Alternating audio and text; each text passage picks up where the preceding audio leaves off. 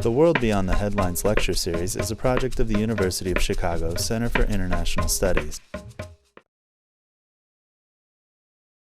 Good afternoon, welcome. It's a privilege today to introduce Navin B. Chawla. Born in Delhi and educated at the University of Delhi, at London University, and at the London School of Economics, Mr. Chawla had a distinguished career in the Indian Administrative Service, ascending to its very highest level, Secretary to the Government of India. In addition to his service in several positions in state and national government, he served as Special Secretary in the Ministry of Environment and Forests, as head of the Secretariat in the Department of Consumer Affairs, and as head of the Secretariat in the Ministry of Information and Broadcasting. In 2005, he was appointed to the Election Commission of India, and in 2009, he became the Chief Election Commissioner, in which role he oversaw the general election of April and May of that year. He has also had an active career as a writer, perhaps best known for an authorized biography of Mother Teresa, a close friend of his. To date, that biography has sold over 500,000 copies. Since his retirement, he has been much in demand around the world as a lecturer, as a commentator, and as an elections observer. He's the founder of 2 NGOs involved in the provision of rehabilitation services to the disabled and for victims of leprosy and their children. In addition, he is an advisor and trustee of numerous charities and schools in India. Today, he'll be speaking to us about his experiences in election administration in India, giving us an expert perspective on the challenges of free and fair elections in the world's largest democracy. Please join me in welcoming Navin Chawla to the University of Chicago.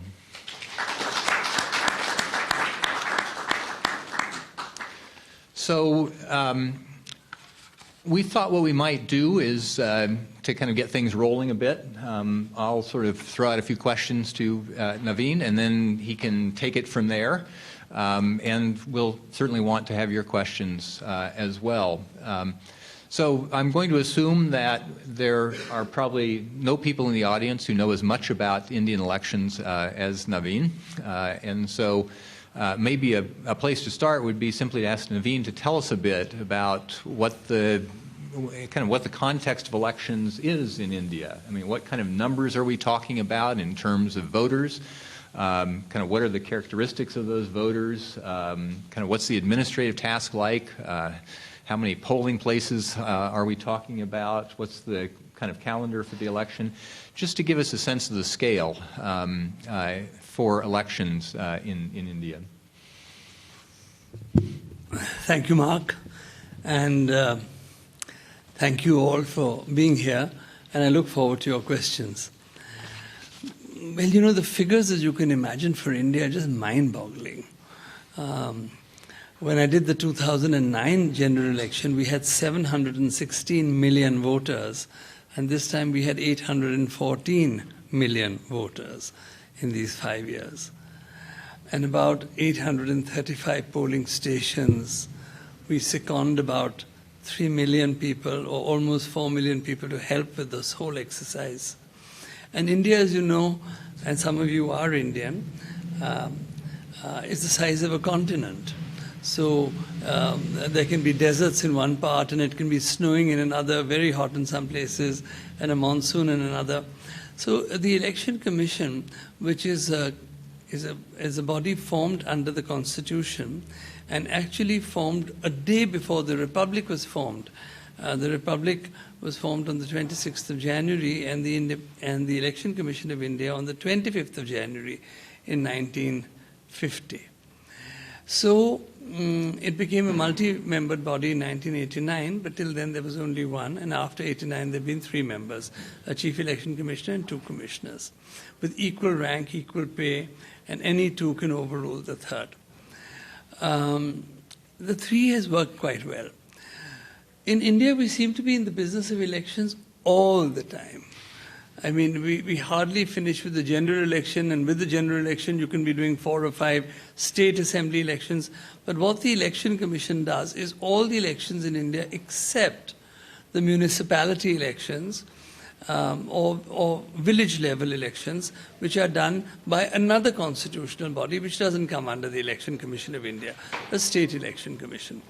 But the Election Commission does the election to the President of India, the Vice President of India, both the Houses of Parliament, and all the assemblies. So as I said, we're in business all the time. There's no respite. So the statistics are, of course, staggering. But then we've had quite a lot of practice. And we don't have you might think that we have a very large election commission, but compared to the figures that I've given you, it's a tiny election commission. We have 3 commissioners, about 4 senior officers, now maybe 5, and about 300 secretarial staff. So that's about it based in Delhi. But we have a very interesting way because all the elections to these bodies are conducted by the Election Commission. It's not conducted federally. We're not a part of the government. We may be appointed by the government, but we're completely independent thereafter to choose the timing of elections and to see how it's conducted and so on. So it's not as if it's a federally conducted election. It's not. But the Election Commission does determine when the election should be conducted, but always before a certain date before the last assembly or parliament met. So if parliament met on the 4th of June, let's say, in 2009, then this election for 2014 has to be completed in all respects before the 4th of June. But the 6 months before the 4th of June is left for the Election Commission to determine when it might like to do the elections. Now, in a large and complex country like ours, there are so many factors that have to be taken into account to conduct even a general election. We have to see that it's not raining, that it's not overly cold. We use the schools for our electoral booths. So it obviously can't be a time when there are examinations going on. So the window that comes for a general election can be before the examinations in January or February, or after the examination process is over in April. But what those windows are, the Electoral Commission must decide, and it has the flexibility to decide 6 months before that due date. These are some of the things that I jotted down insofar as the statistics are concerned. We have a parliament made up in the lower house of 523 members and an upper house of 234 members and 12 members nominated by the President of India. So apart from those nominated members, we conduct the elections to all these. But I have to say that in the Election Commission, we know that we can't conduct a fair election until we don't get our electoral rolls right. If that roll is imperfect, if there are duplicate names, if people who've died are still on their names, if there are 18-year-olds who are eligible to be on that roll on the 1st of January every year are not on the rolls, then that roll is incomplete. And what the Election Commission has also been doing, Mark, is to create an enormous amount of awareness, especially amongst young first-time voters, 18-year-olds, to say that, look, you're eligible to come on, you're eligible to get your identity card, and these are the 10 good reasons we think you should step out to vote. I remember about 6 or 7 years ago, as I go around the country talking to students, I used to find them very apathetic. I'd ask them, how many of you voted? Just raise your hands for me. And hardly a few hands would go up. And then as we came along to close to the 2014 election, and I was asking people last year in different campuses, there could be 1,000 people in the hall, and I'd ask how many of you have voted, and many hands would go up. And how many of you are going to be first-time voters? Many hands would go up. And are you going to vote? And most hands would go up. And I began to think that as a result, this 2014 election was going to be a milestone, because I could sense the restlessness of the young people who all want jobs and careers. This is what the young are interested in, obviously. So I could sense that they were getting more involved in the political matrix of the country and wanting to vote. I met Navin last April at an event at our Delhi Center, and we were on a panel together to talk about the Indian election. And one of the things that was really striking about that conversation was just learning how strikingly different the powers of the Election Commission are in India from the kind of regulatory system on campaigns and elections that we have here in the United States. So I might ask Navin a bit to sort of elaborate a little bit on what kinds of things the Election Commission is able to do, kind of how it approaches the various problems that it has of dealing with a very, very large country, very, very diverse country, a country where there's oftentimes a history of violence around elections, particularly communal violence around elections. So maybe you could tell us a bit both about the formal powers that the Commission has, but also the way that the Commission has used those powers to sort of gain the confidence of the electorate in India. The power to conduct and superintend elections is in the Constitution. Now, it took one tough Chief Election Commissioner called Session to work this out. And he was the first to test the waters against the executive many years ago. It arose from something really comparatively very small. He wanted some central police forces, because when an election is conducted, then even the politicians who recruit police forces in their states don't trust them when an election comes. So he wanted just one company, which is 100 men, of a central force, which was seen as more impartial. And the government of the day said no. And then it became an eyeball to eyeball contest, and he said, I won't do the elections. As Chief Election Commissioner, I have the power. I won't do them. And he didn't. He held it up for a month and 2 and 3 until the government caved in and gave him his company. And now when we do elections, we can get 600 companies, 700 companies, 800 companies. And so what has happened is that when it comes to the superintendence and direction of the elections, the executive government stays very far away, and we don't consult them. We need to consult the Home Secretary just to say, how much police force will you be able to spare were we to do an election within this band to this band? So we get a tentative figure. And sometimes we might need to call the Defense Secretary in to see that, look, we might need some helicopters, and how many can you give us? But broadly from this period to broadly that period. But anyway, the laying down of the election schedule, the phases, because we need to, for a general election in a country as large as ours, having given you the statistics, we need to phase the elections. So if we get central forces, then we need to move them like that, because we need those booths to be guarded. Guarded possibly against miscreants, but also as one of transparency measures that we use, and we've learned to use many measures. So the actual conduct of the election, but I must take you back to first the electoral roll where we begin. So on the 1st of January, we start to revise a roll, and it takes about 2 months. And we have a booth level officer who looks after, whose jurisdiction is that booth, which may, I know the figures are large, but it may have 1,000 voters or 1,200 voters, but he becomes familiar, or she becomes familiar with the names.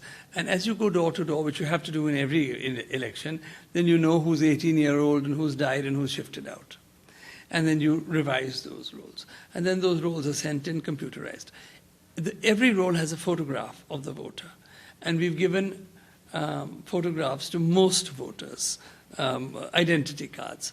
So any presiding officer can see your face and the face on the photograph and the face on your ID. And we made sure that there can be very, very little bogus voting in India, and it would come at great cost. Because the chances are that if you came in, because if you came into a presiding officer's or a polling station, then you have the poll officials, and there are 4 of them to identify who the person is and tick the name and so on. But you also have representatives of political parties sitting there. So one of the things that we have over the years eliminated is bogus voting. The other thing that we've eliminated is any criminality at a polling station. There were the bad old days where people would just come and capture a booth And, you know, in the days of ballot papers, they could just stamp all the ballot papers, and it was pretty much the Wild West. But in the last 20 years, all that's gone, and the electronic voting machine has come in, which has worked extremely well in India.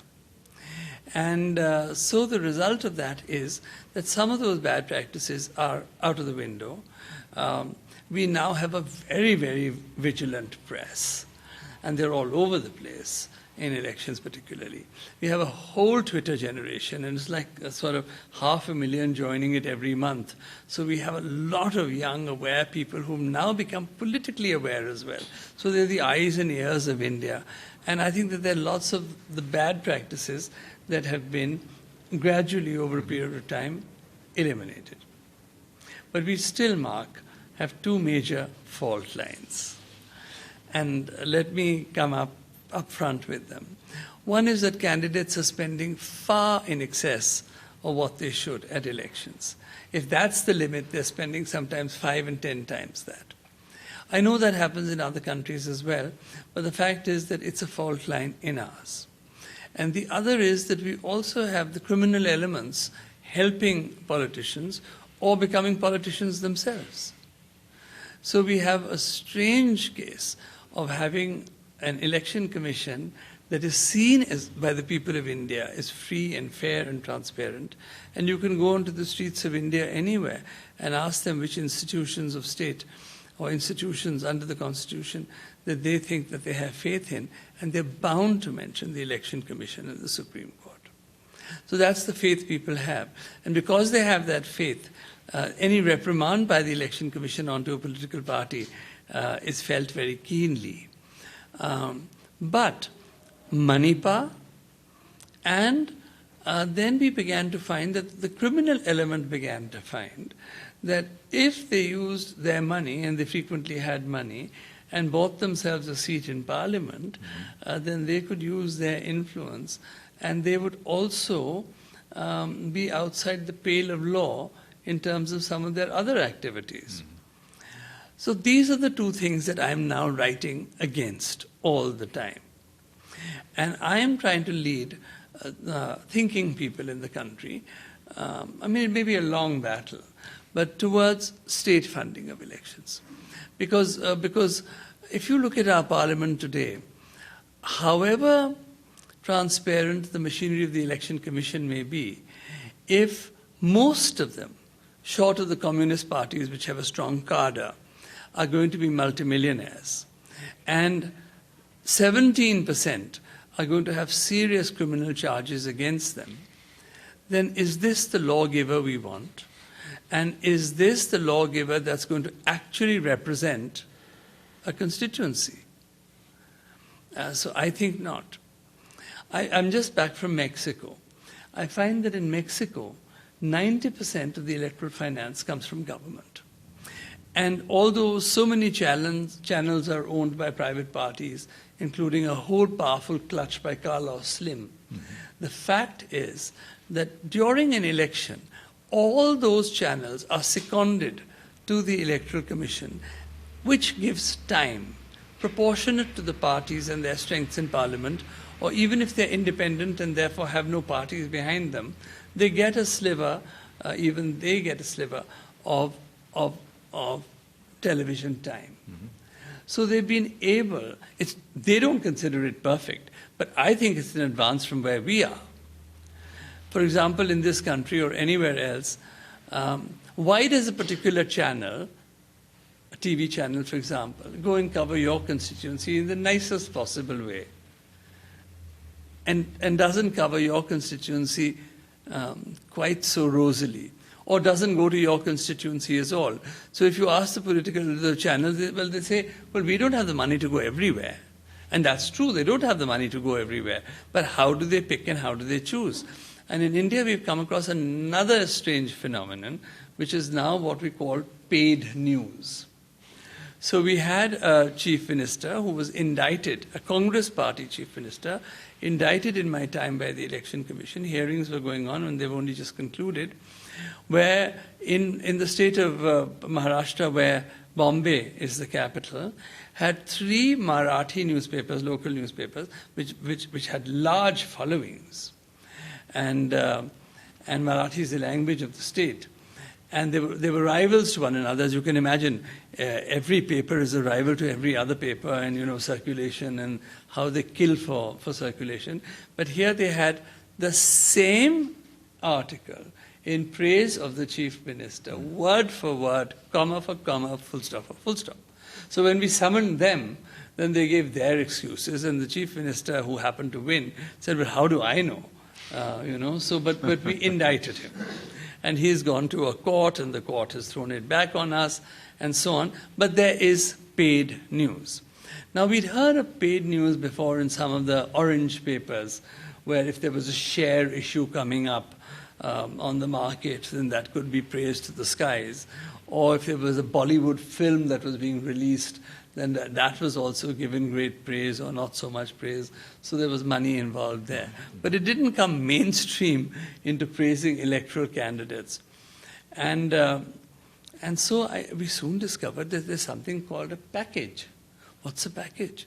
A package is that I'm the newspaper and do a deal with you. And I come to you, by the way, from my marketing section to do a deal with you. You perhaps haven't approached me. And what I say is that, all right, so much to praise you, but so much to denigrate your opponent.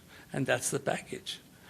So we've had 3 fault lines: excess spending, criminality in Parliament, and now paid news. So these are things that that some of us, who belong to this small club of the Election Commission, but who are written about, who are writing, we are opposing this and trying to head the country in Parliament. Now, one of the things where we've succeeded is that this new Prime Minister has said, although we've written to the previous Prime Minister on more than one occasion to say that, there must be day-to-day hearings for people who have criminal cases pending against them in Parliament, because a lawgiver can hardly be a lawbreaker. And they all make the right noises, and they all promise that.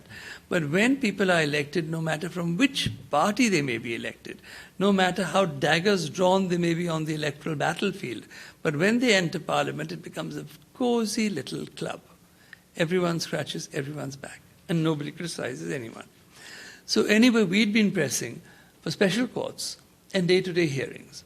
And I was very heartened to read that our new Prime Minister has said that, yes, we will have a process whereby all these the cases can be completed within a year. So those who stand indicted must step out of Parliament, and we must have cleaner people. That's one part of it. And the other more difficult part is to see if we can work towards a system of state funding, because otherwise it doesn't strike me that there can be any way of bringing these money bags back into the box. One of the things that surprised me when we were talking about these matters in India was that the Election Commission has some quite startling powers, one of which is actually to reprimand candidates for statements that they make in the course of campaigning, something that would be completely unheard of here in the United States. By the same token, the Election Commission does not have the ability, currently at least, to do much in the regulation of campaign spending and campaign finance, or at least to enforce those rules. And so I'm wondering if you could tell us a bit about sort of why the contrast? Why is it that you're able to intervene so strongly in electioneering, in the kinds of statements that candidates can make, but you have fairly weak powers in terms of regulating the flow of money into campaigns?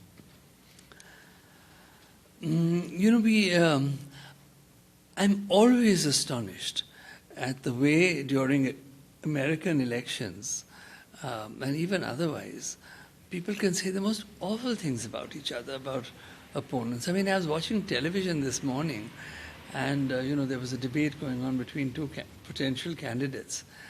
And I mean, they were calling each other a liar, and that was sort of a mild epithet. Yeah, that would be our gubernatorial debate last night. Yeah. And then when I'm following the presidential election, I mean, all manner of things were said. Now, we have evolved in India. I think on that front, we're politer. But there's a cultural reason for that. We only gained independence 67 years ago. So we're a very, very young country. And we came with a lot of cultural baggage. We had a caste system. We had the upper caste. We had the lower caste. We had the scheduled castes. And it was a very hierarchical system.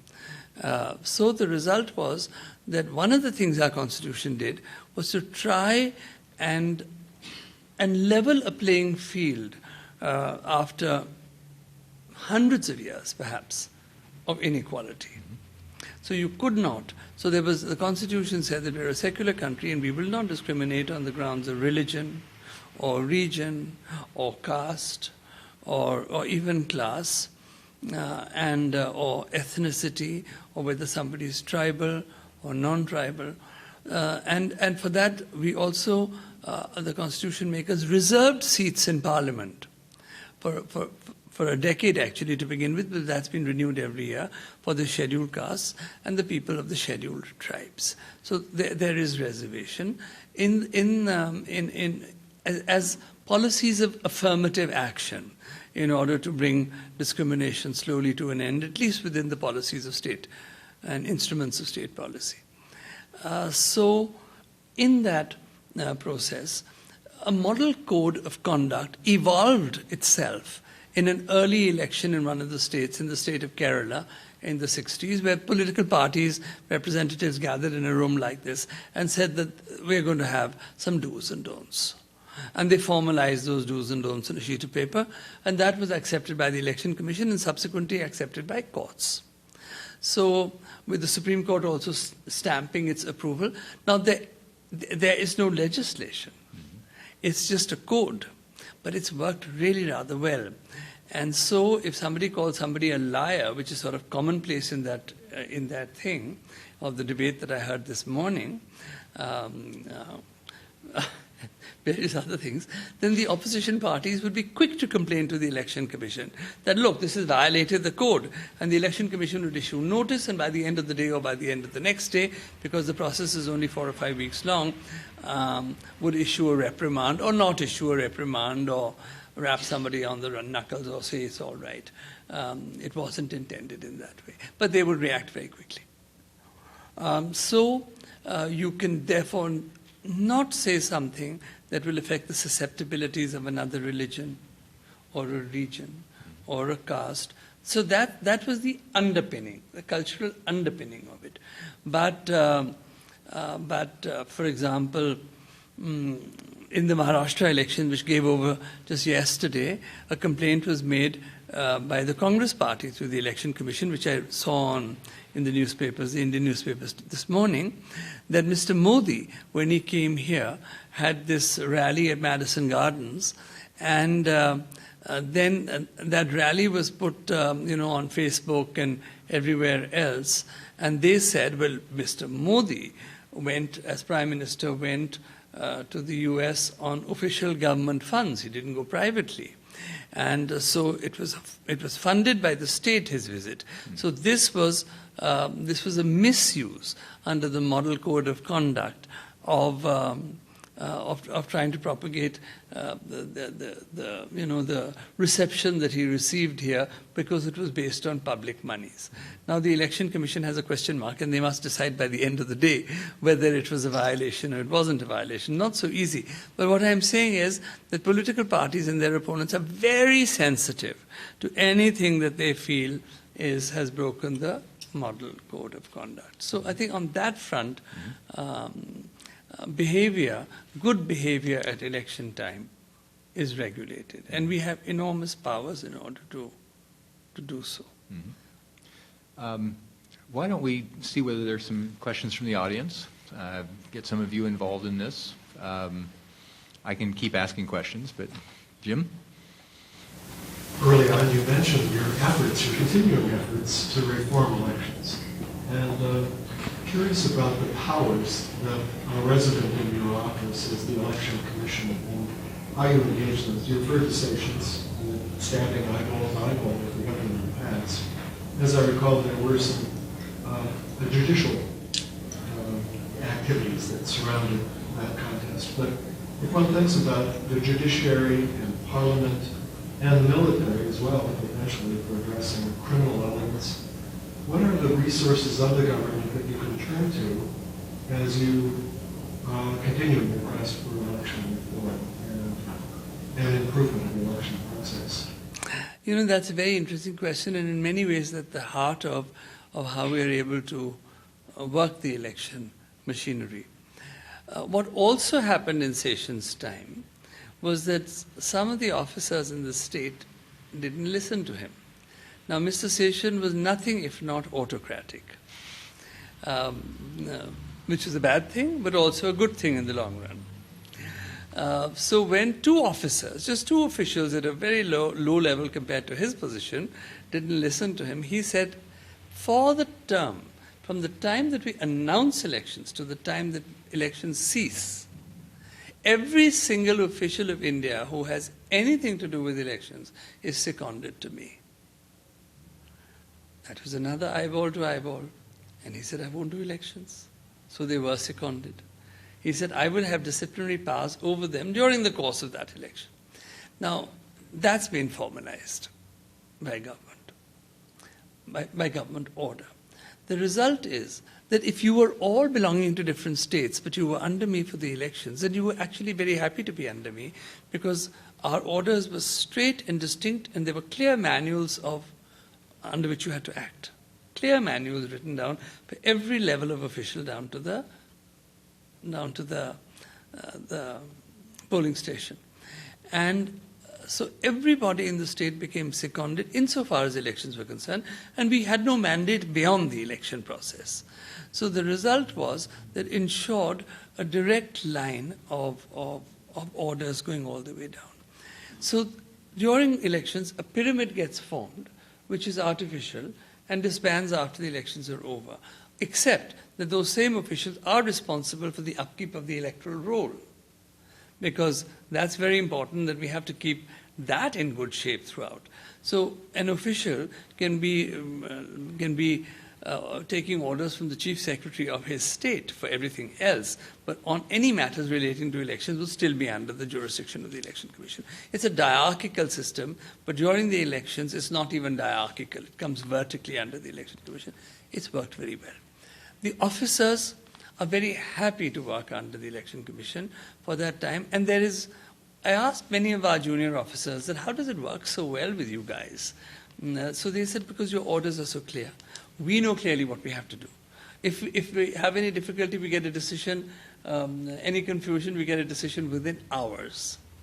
So we know where we are. And we are very happy to shift away from the pulls and pressures of local politics, because we say that no, as far as the elections are concerned, we're under the jurisdiction of the Election Commission and we can't take orders from anyone else. And we even enforce that in many ways.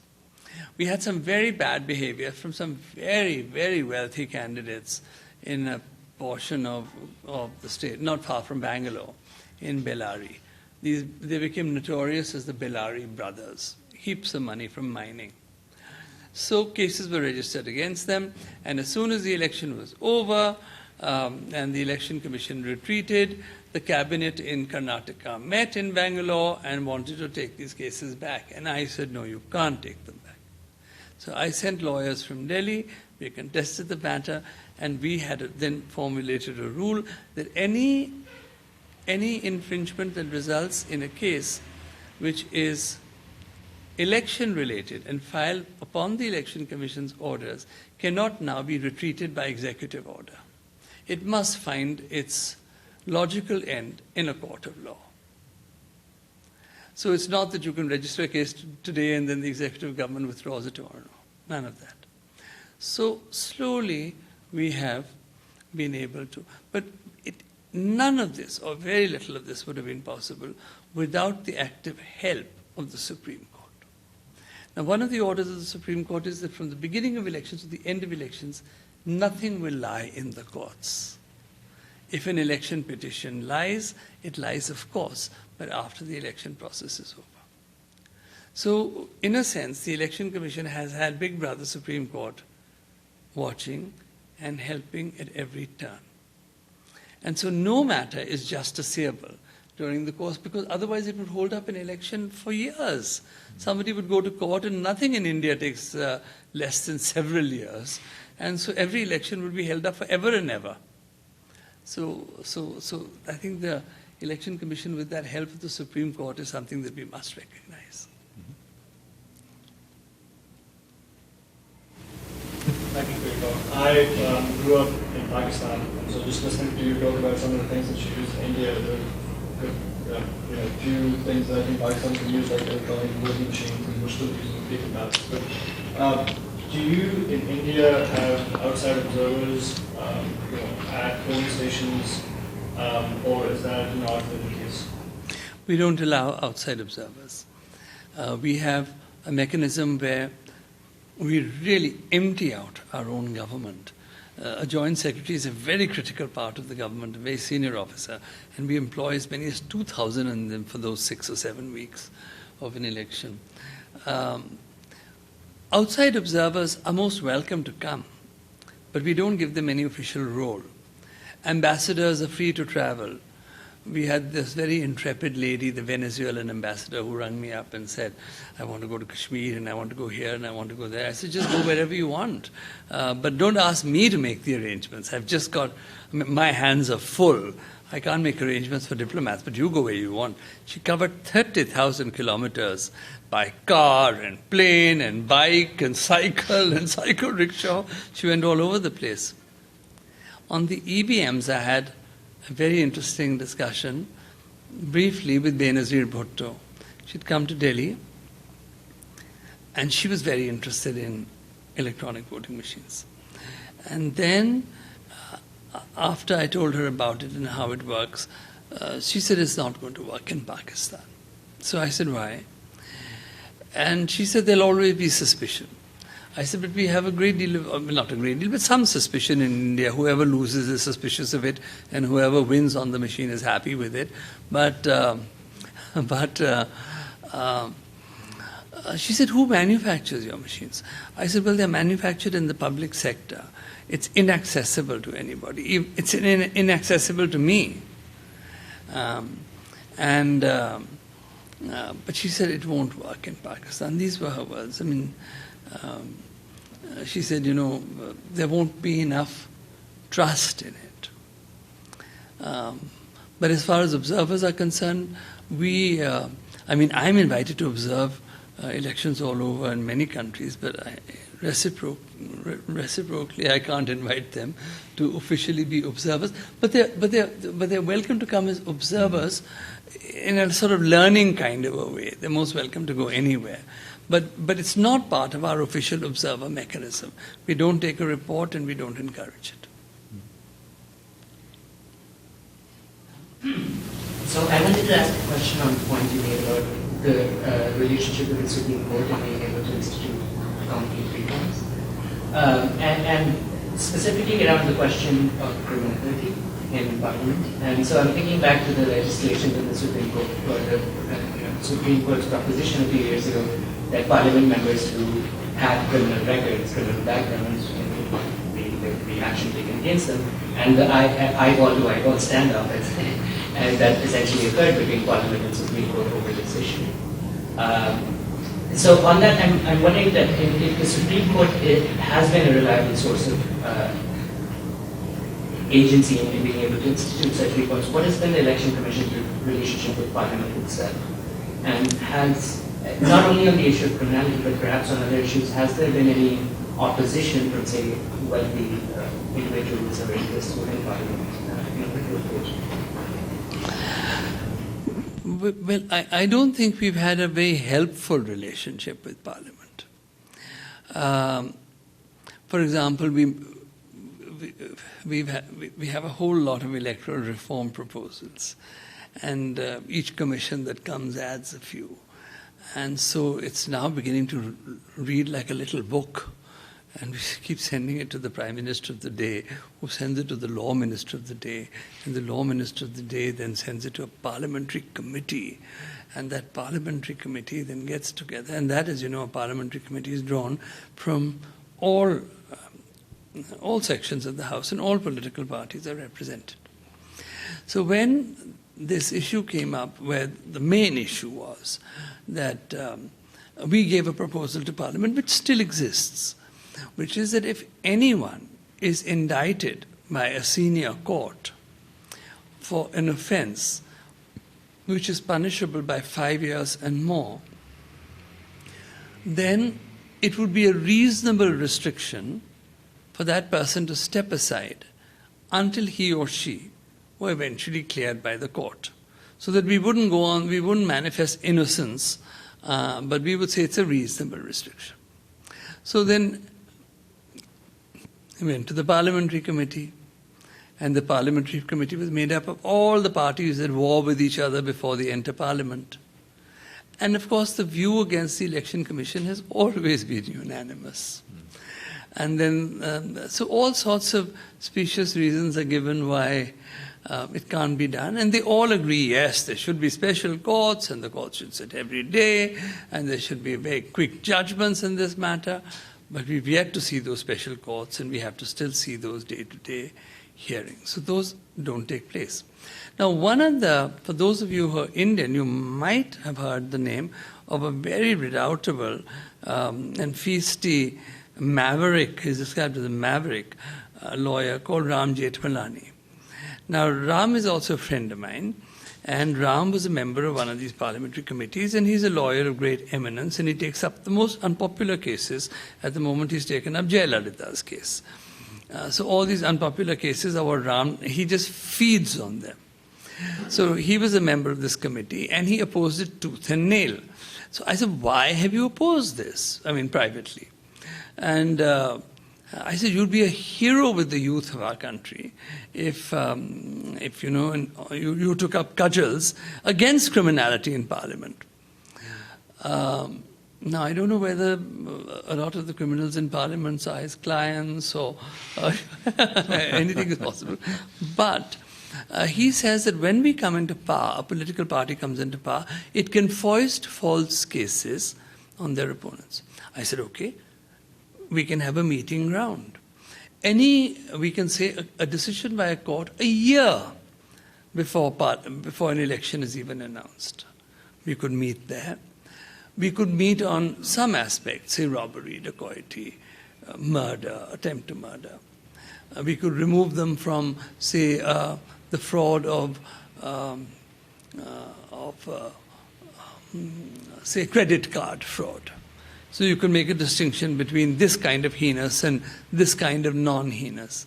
But I couldn't find any middle ground with him.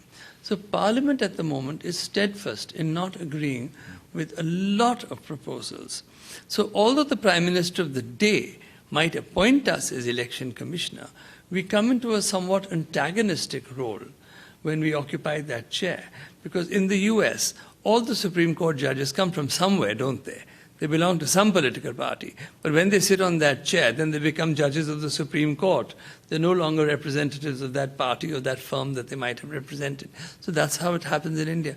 And then but our relations, on the other hand, with the Supreme Court are excellent, and most of the proposals, in an unspoken way, we feed on each other.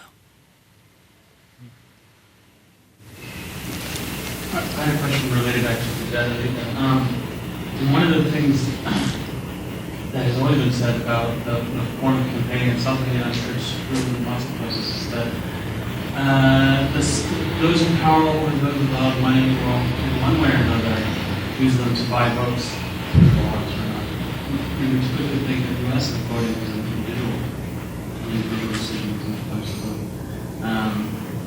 Whereas in India, in certain cases, it seems that there are different ways that people think about how one should cast their vote, either by collective interest or by having it bought before the vote. I'm sort of curious about how the election commission thinks about the different ways in which people come to vote, either by having their votes bought through alcohol, cash, or with electronics in the case of laptops and televisions. And if there are ways in which the election commission has power to intervene in those kind of cases. We have the power to intervene, but we're not very successful. Because the political parties begin to fan out in their constituencies months before an election is even declared. And sometimes they've been at it for years. But some states have a worse record than others.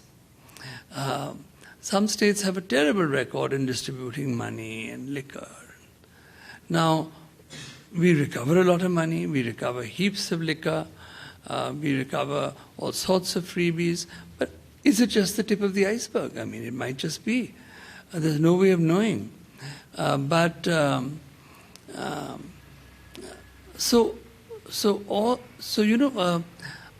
have, however, noticed that some candidates win every election. So I asked one of them that, this is the 9th general election that you won. And so what makes for your success? So he said, well, even though I have parliamentary duties, I'm in my constituency every weekend.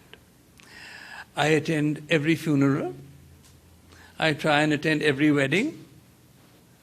And I even try and attend birthday parties. So I know my people. Now, whether this actually means that he's also giving them money or just helping them with jobs, how he's cultivating the constituency, we haven't gone into those details. But I noticed that those who become very involved with their constituencies usually win. And if they lose because there's a wave against their party, they win the next time round. On the other hand, there are plenty of first-timers and last-timers who sink in a lot of money to win and perhaps don't win again. But that's why I said that it's very difficult for the Election Commission, even with 2,000 observers, although there's great fear of the Election Commission. Fear that if the Election Commission adds a note on an election petition to the court, it would probably disqualify that person. But the whole process of the legal process is so tardy that it can take 5 years or even 10 years to come to finality in a case. And there's nothing to prevent that person from appealing to a higher court and yet another higher court and yet another higher court. So that's why I've been advocating, it's just a voice for special courts, but also for the state funding of elections. There's no other way. I've thought about it a lot. Some of my colleagues don't agree with me. They feel that a form of proportional representation, which is not the first past the post system of the British, it's more proportional to what's happening in the US. But I've got to go back to the fact that we're only 67 years old. We have grown up with cultural and religious inequities. And in the first past the post system, there is an important thing that happens. You see, we had the scheduled caste, which was always the dominated, and the OBC in that category, which was a little less dominated, but also at the lower end of the spectrum. Today we have a prime minister who comes from the OBC. We have chief ministers like Mayawati who belong to the lowest caste and who have ruled over the largest states in our country. But what has happened with that vote, the power of the vote, that in 1947, when the vote was given, and it was universal adult franchise, in India, literacy levels at that time were only 16%. And you can imagine that female illiteracy was even higher. And yet, the constitution makers gave everybody the vote. And in the beginning, there weren't even names, there were symbols for parties. So an illiterate person could make out one party from another. And yet, that vote became the element of equality. It became a symbol of equality. It became a symbol of reconciliation. You couldn't harangue somebody or oppress somebody or suppress somebody eventually to get that vote because it was secret. And I might say that I'm voting for you, but I might just, in those days, put in the ballot paper for you, and there was no way of knowing, and now it's only a button, in which is absolutely no way of knowing. So the vote became the symbol of equality. Something for thousands of years, which in our country was unequal, suddenly becomes equal because of the vote. And that's why the electoral process became so important, and that's why the Election Commission is so important, and that's why somebody like me who occupies that position has to both be humble,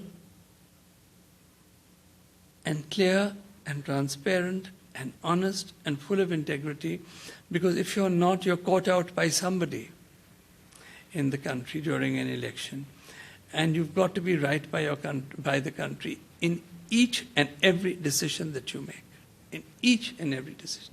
You can't be right in 999 and be wrong by one, because you won't be forgiven for that one. So that's what the vote did in India. It helped to produce equality. And I end by saying that today, sometimes even in huge elections, a single vote matters. So in the state of Rajasthan in 2008, somebody who would have been the chief minister of the state, that is the governor here, would have won. He lost by one vote, and his wife feels sorry to this day because she was too busy to vote that morning and has never forgiven herself that her husband lost and would have been chief minister had he won. And every single segment of our fragmented society, therefore, has got a chance for power. In order to be able to form a coalition government, you might have 5 MPs with you, but you have a shot at power, because then you are needed in that coalition. Every MP then becomes very important. That's what the first past the post system has done. Following on this exchange, what came to mind is one issue that scandalized American elections recently, which is requirements placed on voter eligibility. In short, primarily members of the Republican Party have stoked fears over voter fraud to introduce new requirements to vote, forms of identification, proof of residency, so on and so forth, where on the opposing side, primarily members of the Democratic Party have argued, and I'm convinced by these arguments, that these are efforts to disenfranchise marginalized populations in the United States by having unnecessary and unreasonable requirements that cannot be easily met by these groups. And so I'm curious what steps have been taken and continue to be taken in India to ensure the accessibility of elections across such a large and diverse country, and whether India has faced similar issues or challenges, the politics of voter eligibility. Let me give you one telling example of what we described, what came to be described by us as vulnerability mapping. When computers started being used widely, we put the computers to use about 7 or 8 years ago, just on a whim in a way, to see which parts of India hadn't voted for a long time. And then the state of, it was 2006, in the year 2007, the most populous state of Uttar Pradesh was going to the polls, and we suddenly found that there were large blobs of red that hadn't voted. So we sent our observers to find out why those people weren't voting, and why they hadn't voted in the last 3, 4, 5 successive elections. Some since independence. And then we found that they were usually the bottom of the pyramid. They were being suppressed by the upper castes. These were the scheduled castes, the poorest, who had been doing menial duties. And so in the cultural matrix, they'd always been dominated by the upper caste. And then we found a pattern emerged. So if there was village A, and then B, and then C, and the polling station was at C, and B and C were upper caste villages who had cornered the polling station, and the people at village A were the scheduled caste who were the suppressed. And they had to walk down this road or through these villages in order to get to the booth, and they were never allowed to complete that journey. So there came a time when they even stopped trying. Well, we left the polling station at C but put another one at A, and we called it an auxiliary. And we put in 51,000 for that UP election. 51,000 extra polling stations. And for the first time, so many families came to us to say we voted for the first time, our families, practically since independence. So when I did the 2009 election, we blobbed the whole of India and put in another 100,000. Sometimes it was a geographical reason. In the mountains, a bridge had broken. People had to go 9 or 10 kilometers in order to reach a polling station. Who was going to do that? But that wasn't the main reason. The main reason was this. And so we began, actively the Election Commission was able to change something culturally, some part of the cultural matrix of the country, by something that did not require statutory change and lay within the powers of the Election Commission. In another way, I addressed a student gathering in the eastern state of Odisha. And two students, like you, said, why doesn't the transgender have rights? Why does the transgender always have to vote as male or female? Why not T for transgender or O for other? So I said, yeah, why not? So I came back to Delhi and I talked to our people, and they gave, how bureaucrats are, 10 good reasons why it can't be done. And so I said, give me what's the worst? So the worst is that Navin Chawla is going to be shown as O for other and not M for male.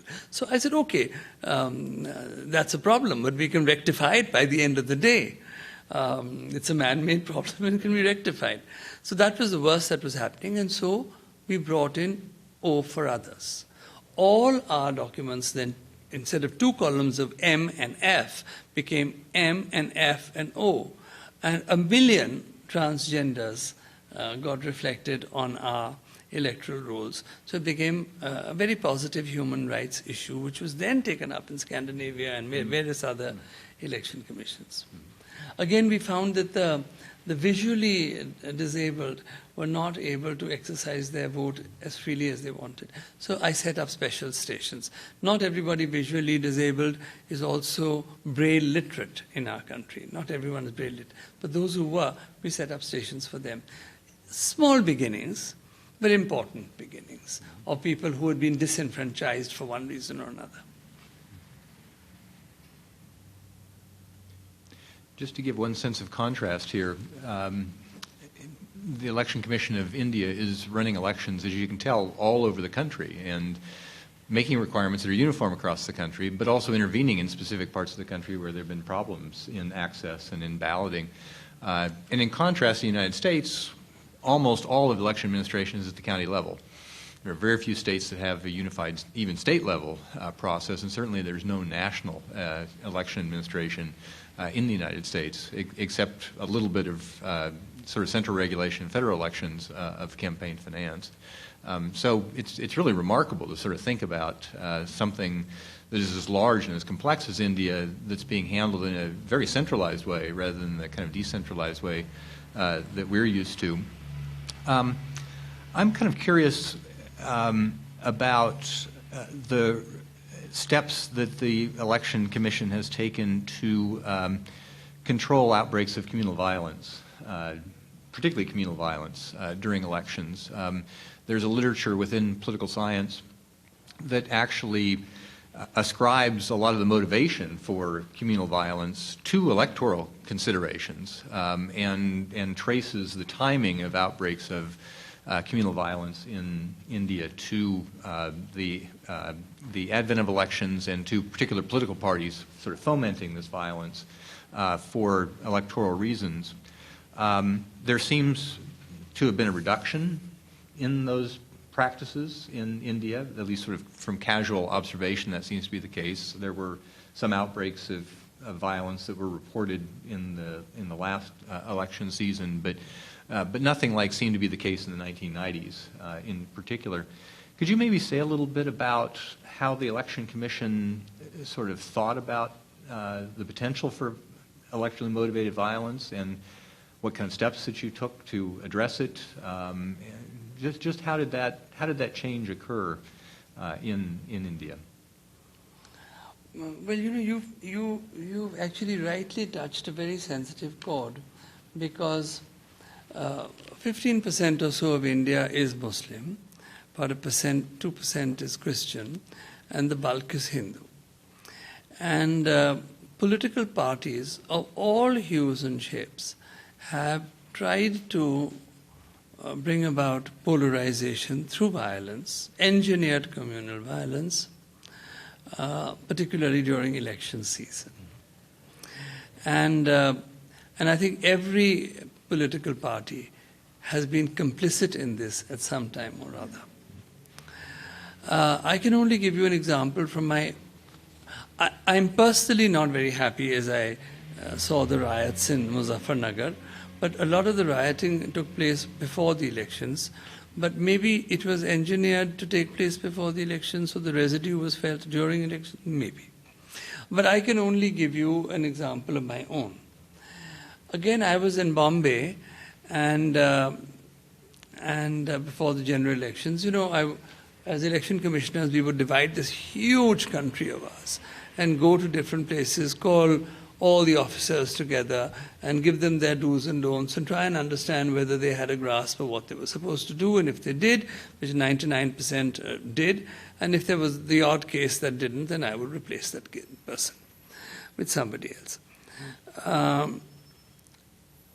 So what had happened is that whenever we began elections, we'd call in all the political parties alphabetically.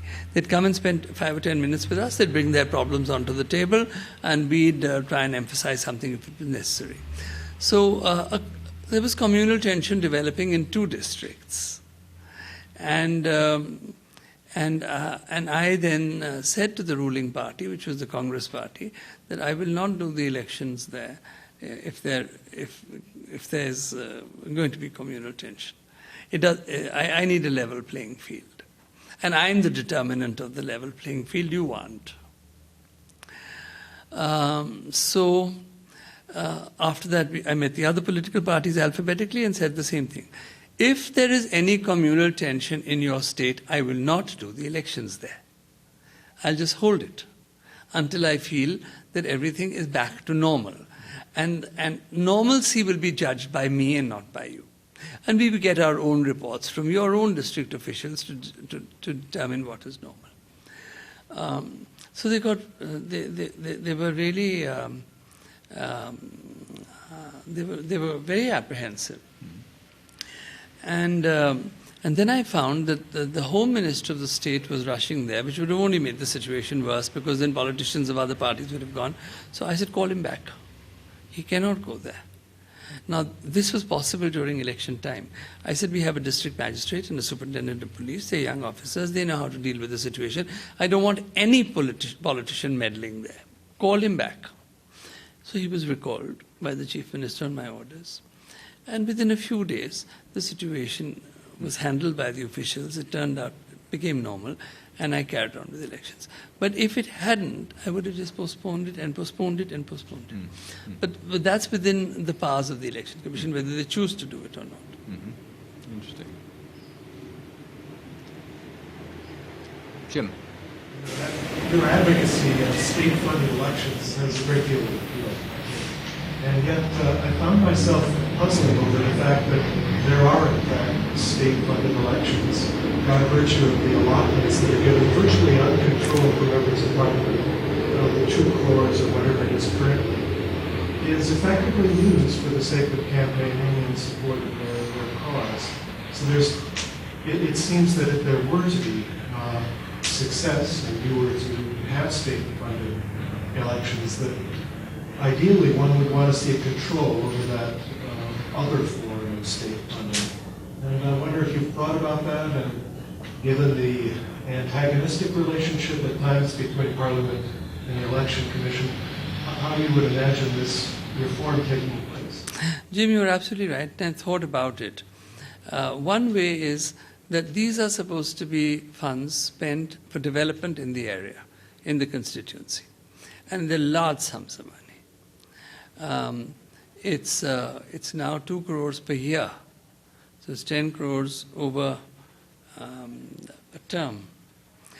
So I think it's important for the Election Commission to get a report card on how that money has been spent and where. But as we, so while development funds are all right to be given to a member of parliament or a member of the legislative assembly, they need to be better monitored. Now they're monitored by a central ministry, or monitored or not so well monitored by the central ministry.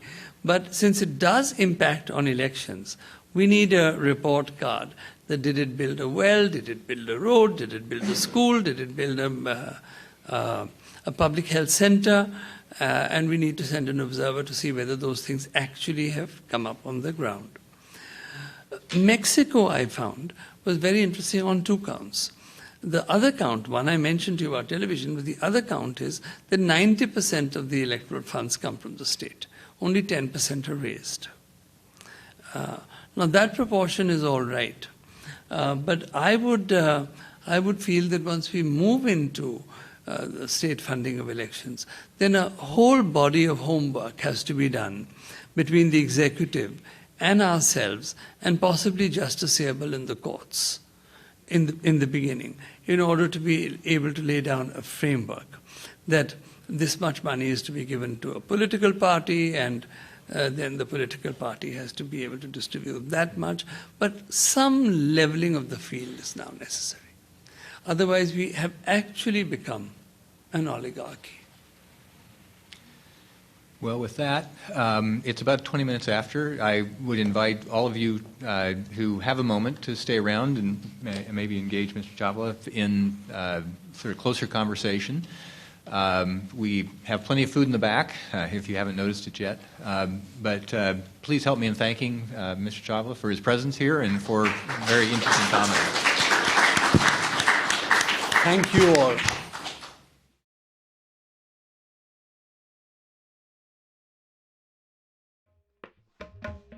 The World Beyond the Headlines lecture series is a project of the University of Chicago Center for International Studies. Our nationally recognized programming is made possible with support from the Norman Waite Harris Memorial Fund.